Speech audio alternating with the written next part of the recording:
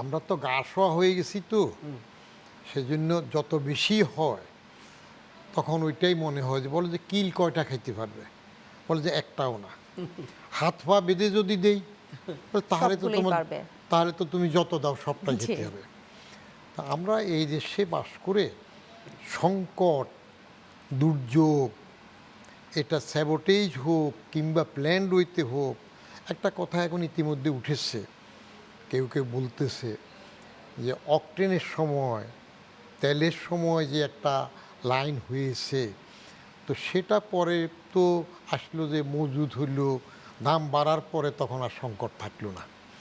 এখন আমাকে জিজ্ঞেস করে বাগানে হাঁটার সময় বলে যে গ্যাসও কি এরকম দাম বাড়ানোর জন্য মজুদ করতেছে কিনা।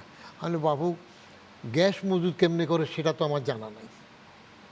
গ্যাসের সিলিন্ডার করে করে কারা কীভাবে মজুদ করবে, তেল না হয় ড্রাম ট্রাম এটাতে করছে।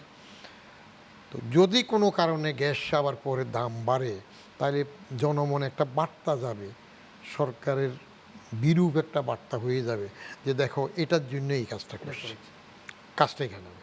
ইনি যে একটা মূল্যবান কথা বললেন, দুইটা পয়েন্ট আমি খেয়াল করছি। একটা হইল থার্ড একটা করার জন্য প্রপোজাল ছিল আগে। ইন্টারিম জি। গভর্নমেন্টের সময় প্রস্তাব ছিল, তারা করে নাই, না করাতে এখন ঝামেলাটা হয়ে গেল। তাহলে ইন্টারিম গভর্নমেন্ট করে নাই, ইন্টারিম গভর্নমেন্ট এই সরকারের বেশি দুস্থ কিনা, এটার কোনো রকমের কৈফিয়ত হবে কিনা, কেন করেনি সে জবাবদিহি থাকবে কিনা, এটা আমরা দেখার অপেক্ষা থাকব। আর দ্বিতীয় জিনিস যেটা একটা পয়েন্ট আসলো, স্যাবোটেজ কিনা।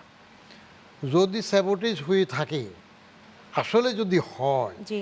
কতগুলা ইফস অ্যান্ড বার্ডসের উপর নির্ভর করে, তাহলে সেটা ধরার মতো, স্যাবোটেজ কিনা এটা বের করার মতো শক্তি আমাদের আছে কিনা, আমাদের সেই তদন্তের সক্ষমতা আছে কিনা, সে এক্সপার্টিজ আছে কিনা।